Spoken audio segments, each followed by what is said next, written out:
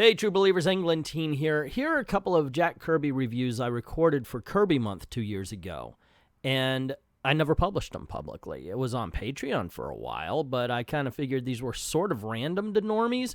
Like the first one is the first pairing of Simon and Kirby, and this Kid Colt here is the first Jack Kirby cover on Kid Colt. So not exactly random, but it does kind of come off that way. Anyway, I thought, wow, why don't I publish these and see if you guys wouldn't mind some quick reviews of classic comics once in a while. I can't say it'll be a usual thing, but, you know, I thought it was something different. Anyway, let me know what you think in the comments below, and I hope you enjoy. Let's get this party started. But, okay, so I figured, why not? Let's read a Jack Kirby Western for Western Wednesdays. Yes, I'm still continuing my Mickey Mouse day theming going on. So this is an anthology book, so I guess each story will have its different qualities. In this one, a sheriff comes into a bar and tells a bunch of guys that he's looking for Kid Colt because there's a price on his head. And the guys shove the sheriff out the door trying to get the reward for themselves. And it's just a big fight scene and a whole bunch of chasing throughout a saloon. Not much to it, but it is entertaining. I was actually surprised at how easy this story reads. A lot of fun. Tons of fun. The second story almost, I thought, it was going to turn into a high noon situation. Kid Colt sees somebody being pushed around, and apparently there's a gang that's terrorizing a town, and one person wants to do something about it, can't get anybody interested. So he meets up with Kid Colt, and Kid Colt likes the guy, so he says, okay, well, you know, sign me in for sheriff. But when he tells him that his name is Kid Colt, why he wouldn't say like John Barry or whatever his real name is, I don't know. He gets chased out of town, but when he sees the gang riding back into town, he wants to help, so he does. And I've noticed, of course, the last one I said was fun, and this one is still okay. It's still good, but it's not as well done. And I think it's because it's almost way too simple. But one thing I also noticed is there's a lot of hand shooting going on. So I guess in the 50s they couldn't shoot anybody in the chest, or this must have been right after the Comics Code. I would have to check on that. But yeah, nobody gets actually shot and killed. They all get shot in the hand and they drop their gun. I thought that was funny. Alrighty, and they do pinup pages too. I sure would want that poster on my wall. Anyway, Rip Snorter is absolutely a forgettable story. A guy comes in, he's bragging, says he'll beat anybody up. People step up and say, yeah, shut your mouth. He ends up beating him up. His sidekick steps up. He beats up the sidekick. And the story is over. It's just forgettable. Every bit of dialogue, and I understand it's short, is all about either how he's going to beat up somebody or how he just beat up somebody. Pass. And I believe they saved the best story for last. When the kid lost a gunfight, he comes to a town and sees a whole bunch of gang members running around. The sheriff's there, but he's all sad and sullen looking, and he finds out that the sheriff had lost a gunfight, got wounded, and now he's gun shy, so he steps up and lets the sheriff beat him so that he has his confidence and he chases all the gang members out. And once again, a lot of hand shooting, but it's just, you know what, I've said this before. This entire book has been entertaining. I have not been a big Western comics fan. Sure, I like Jonah Hex with the Jimmy Palmiotti stories, but I never read the old Golden Age stories. And just like the superhero books, it turns out that the Westerns are just as fun as well. We're looking at the first collaboration between Joe Simon and Jack Kirby, Blue Bolt #2. And just like many other Golden Age books, this one is an anthology. The Blue Bolt is actually only 10 pages long and does start off with an introduction to the character. Blue Bolt the Lightning Man, a young American struck by lightning, has been hurled into the subterranean land of Deltos. Dr. Bertov, scientist and ruler of Deltos, reviving him with injections of radium, has harnessed the power of lightning in his body. So was born the Blue Bolt. And one thing of note, this is supposed to be the first collaboration between Joe Simon and Jack Kirby. However, the Blue Bolt is singularly credited towards Joe Simon.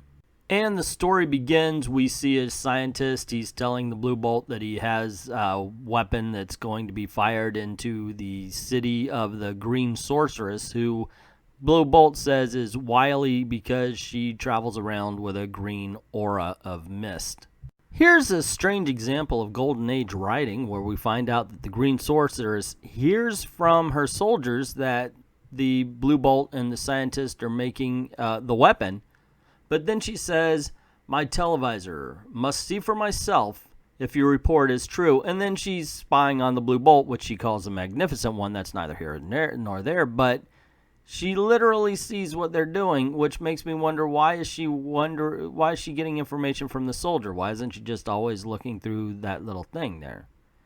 And because she finds out that they're building a weapon against her, she decides to visit them in their sleep with her magic potion. Now, right away, I'm noticing that there's not a lot of Kirbyisms. There's a little bit of boxiness to the shoulders of the Blue Bolt and such, but they're still slender characters. Kirby used to draw a character almost boxy, but I'm finding it hard to see any Kirbyisms in this book so far. So I'm wondering if this was a style that he just gained and cultivated over time. So we do see the Green Sorceress pop into the room of the Blue Bolt. He's sleeping there. She looks at him and thinks, oh, well, he's magnificent. And she is unable to touch him. And we find out from the scientist that comes into the room, oh my gosh, she was here? Well, we can't let her touch us because that would put us under her control if she touches us while we're sleeping. The doctor raises his big old energy beam. They're going to fire at the Green Sorceress, and Blue Bolt takes off flying with his soldiers and such, and they're about to attack the Green Sorceress. And it occurs to me that what the freaking hell has she done? We have no idea the motivations of the Green Sorceress, because it really just, she has not been, we have no idea. What has she done wrong? As a matter of fact, right now, the Blue Bolt and this science guy is coming off like the bad guy. As far as we know, she's just lounging around in a bikini, just chilling out. And they said for some reason, hey, let's go kill her. We have no idea what the motivations are for these two attacking them.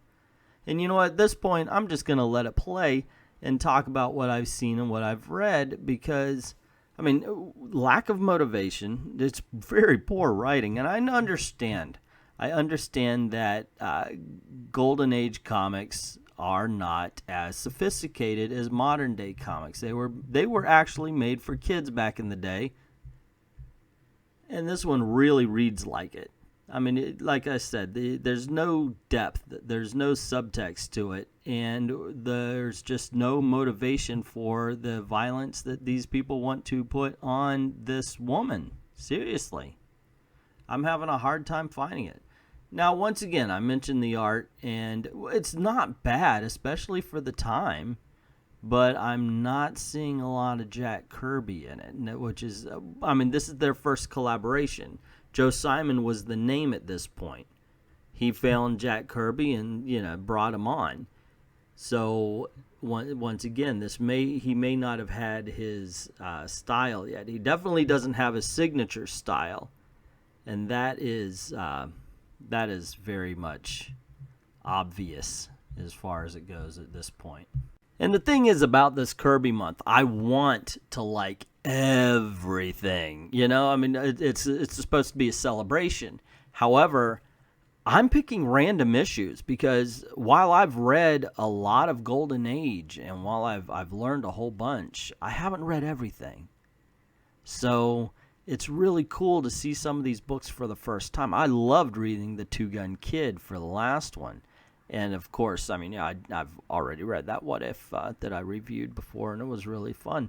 So I was looking forward to this. This is supposed to be the first collaboration. Rock on. It's going to be cool. But in all honesty, sorry, guys, this book is dull. I mean, it doesn't even have that sense of wonder and fun. Blue Bolt is not a very well styled character. The costume is not exciting. The story's not exciting.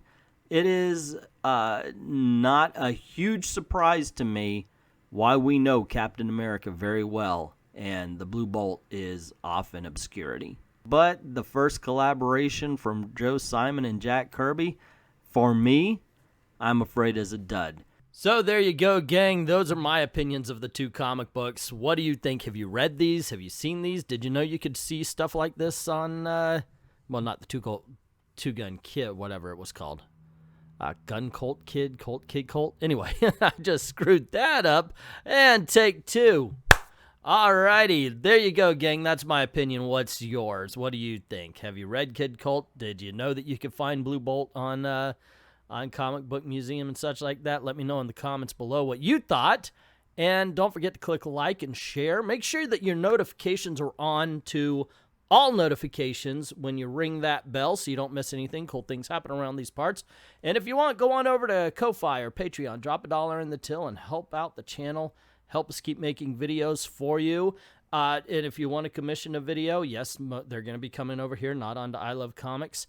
Go on over to Ko-Fi. The link's in the description below, and commission a video. Just pick up any topic, tell me what subject, and let's get these things going.